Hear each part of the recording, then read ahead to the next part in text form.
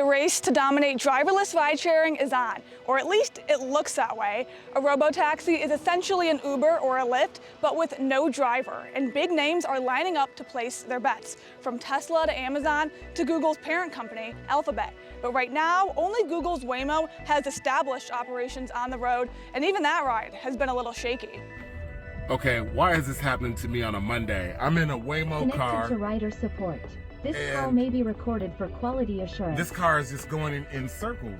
Back in December, Mike Johns was headed to the Phoenix airport when he found himself trapped in a Waymo, circling the parking lot 8 times. The nausea feeling kicked in. Do I now try to take control of the steering wheel, which is probably not going to do much, or do I have to break the window and figure out next steps? Can't you just do it? You should be able to handle it. Take over the car. You don't need my phone. I don't have an option to control the car. Oh my God. The kicker is you needed my phone to fix the matter. I got a flight to catch. Why is this thing going in a circle? I'm getting dizzy. It opened up Pandora's box to this question: how safe are they really? You know, if we can't get an answer to my situation after 1.2 billion views, what else is going to happen? It was only his second ride ever in a Waymo, and says the company never gave him any answers about what happened. Waymo first hit the streets in 2018 and has since racked up 10 million rides, doubling since the beginning of the year. It's currently running 250,000 trips a week across cities in California, Phoenix, and Austin. The price of a ride varies by demand and location, but is similar to the price of an Uber or a Lyft, minus the tipping. Another player looking to get into the rideshare game is Amazon. The multi-trillion-dollar company bought Zoox for $1.2 billion in 2020. Zoox is set to launch to the public this year in San Francisco and Las Vegas, but in the meantime, it is testing cars with safety drivers on the road in 7 cities, including Seattle, Austin, and Miami. The company makes its own robotaxis instead of turning regular electric cars into self-driving ones like some competitors. The box-shaped car has no steering wheel or pedals, and passengers face each other. The cars can go in any direction. Both Waymo and Zoox have remote workers on standby, but they can't control the wheel or pedals. Waymo puts it this way: much like Phone a Friend, when the Waymo vehicle encounters a particular situation on the road, the autonomous driver can reach out to a human fleet response agent for additional information. Missy Cummings, former federal traffic safety advisor who has researched autonomous vehicles for more than a decade, says while there are no humans in the car, they still are assisting. Waymo and Zoox rely substantially on humans to help the cars drive. And this is the big secret. It's kind of like an open secret in the industry. They don't want to tell you what their remote operation centers are doing. They don't want to tell you how many people they have, and they don't want to tell you how much it costs, because then that would be indicative of just how not scalable these systems are. Craig Irwin, Roth Capital Partners senior research analyst and a Tesla bear turned bull, notes that several people monitor each vehicle remotely. I had this confirmed by multiple parties, people that work with Waymo, people that have worked with Waymo, people in the autonomous industry. Waymo has 2 to 3 drivers each. Musk said Tesla employees will be remotely watching over the self-driving cars when they hit the road. Tesla bull Gene Munster of Deepwater Asset Management says the robotaxi market has untapped potential. This is a huge market, bigger than I think most people realize. From a cost perspective, it has a heavy burden with humans in the loop.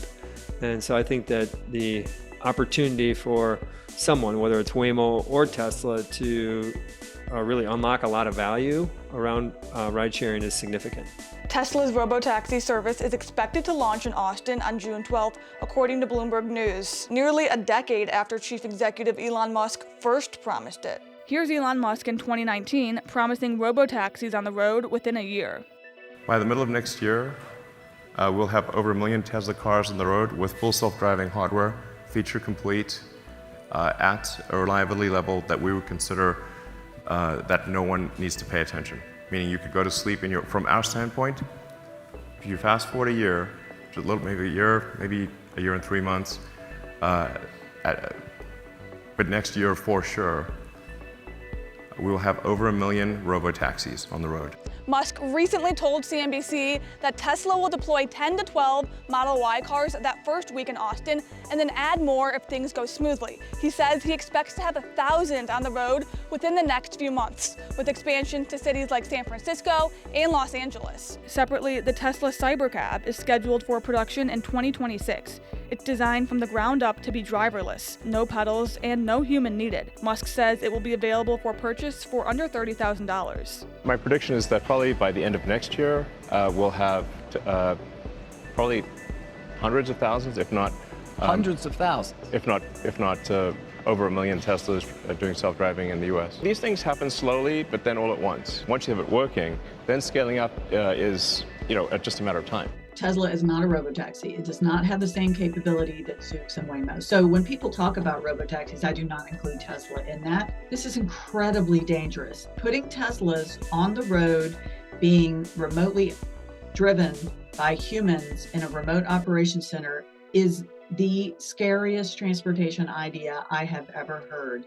And this is going to be a serious problem. You mark my words, it's gonna lead to injury, death, and or they're not going to be able to do it because it's just simply not possible with the communication networks, the way that these systems are designed. But Elon Musk says his cars will be better off without LiDAR and radar. That's how the whole road system is designed. It's not designed for shooting lasers out of your eyes. And what we found is that when you have multiple sensors, and they tend to get confused. So do you believe the camera or do you believe the LiDAR? Mm-hmm. And if you get confused, that's where you can that's what can lead to accidents. What will actually work best for the road system is artificial intelligence, digital neural nets, and cameras. Morgan Stanley analyst Adam Jonas wrote that the rollout is happening with significant limits, public roads, and invite only. A large part of Tesla's capitalization actually comes from the robotaxi and humanoid robot, right? Tesla is a hopes and dreams stock. Irwin says that this June rollout is critical for the stock. It has to be successful, and the importance of being on time is also huge. And if the debut were to flop, it would have negative impact, probably a meaningful negative impact on the stock, because that unlock around autonomous and the physical AI company, the first milestone is going to be around Robotaxi and FSD progress. Gordon Johnson, CEO of GLJ Research and one of Tesla's harshest critics on Wall Street, is sounding the alarm about the company's Robotaxi rollout. He says Tesla's supervised self-driving software, which relies on cameras and AI, isn't ready for unsupervised use. For anybody to allow this technology without somebody in the driver's seat supervising it to be on the streets is absurd. And whoever is on those streets is being put at risk because of the absurdity. It puts everyone on the road who hasn't signed up for this experiment at risk, at significant risk. Tesla relies on AI and cameras to navigate the road, whereas Zoox and Waymo use cameras alongside LiDAR and radar technologies. These are sensors outside the robotaxi, giving it a 360-degree view. LiDAR is a fool's errand, and anyone relying on LiDAR is doomed. Doomed. Expensive sensors that are unnecessary. It's like having a whole bunch of expensive appendices.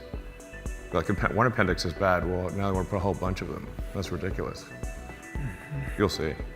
Every single car in the world that has driverless technology, that means unsupervised, has radar, LiDAR, and vision. Tesla has vision only. The reason why I'm so confident, and a lot of others are so confident, that the Austin event is going to be a disaster if the regulators allow it to go, is because it's very simple. Tesla's FSD technology does not work. They do not have full self-driving. To do that, they need radar and LiDAR. If they do that, they can catch up.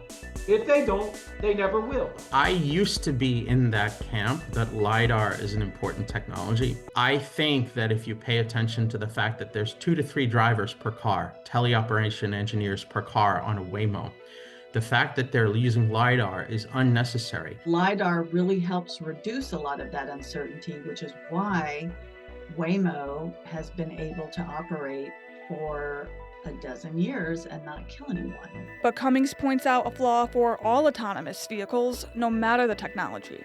I think one of the most surprising aspects of self-driving cars is the issue with hallucinations. They see things that aren't there, and that causes the cars to do emergency braking maneuvers, which leads to the cars getting rear-ended. And we can see it in the data that these cars are getting rear-ended at twice the rate that regular human-driven cars are being rear-ended. You know, this is becoming a problem. It's a problem for all of the companies, and I don't really think we have a solution right now. Meanwhile, Uber launched Waymo robotaxis through its app in Tesla's hometown, Austin, in April. And just a month later, Uber and Volkswagen announced a long-term partnership to roll out thousands of electric autonomous minivans across the US. Uber is expanding its global autonomous push, partnering with China-based Pony AI to launch in the Middle East this year, and announcing new deals with self-driving companies, May Mobility and Momenta. It is also deepening ties with China's WeRide to bring robotaxis to 15 more cities worldwide. Fast forward 15, 20 years, I think that the autonomous driver is going to be a better driver than a human driver. You know, they will have trained on lifetimes of driving that no person can. They're not going to be distracted. Some investors see robotaxis as Tesla's golden ticket, including ARK Invest CEO Cathie Wood, who believes the tech will drive most of the company's future value. She shared her take on Bloomberg TV. We think that robotaxis will account for 90% of the value of the company in 5 years. The guy with the experience base and the technology wins. Tesla starts with a much wider experience base, given a fleet of millions of vehicles. The robotaxi market does not have proven profitability just yet. Last year, Alphabet's experimental division, which includes Waymo, reported an operating loss of about $2 billion in the first half of 2024. Mark Mahaney of Evercore ISI told the New York Times that Waymo is likely a major part of that loss.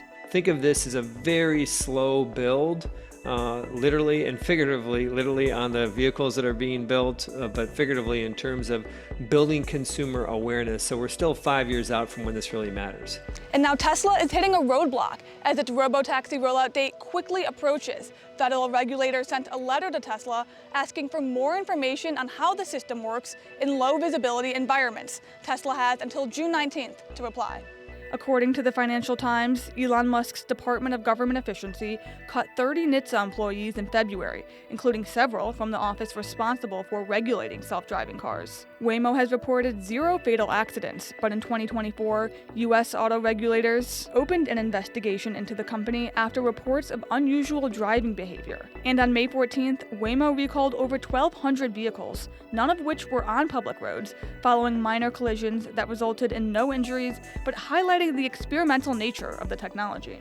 I think Waymo has done an excellent job at preventing very serious injuries. It's like apples to oranges. You cannot compare Tesla and Waymo. And I think one of the real dangers of the willful negligence that's coming out of Tesla is that if and when they kill someone, it's going to set the whole industry back. I believe that in the first week, there will be accidents. There will be major problems.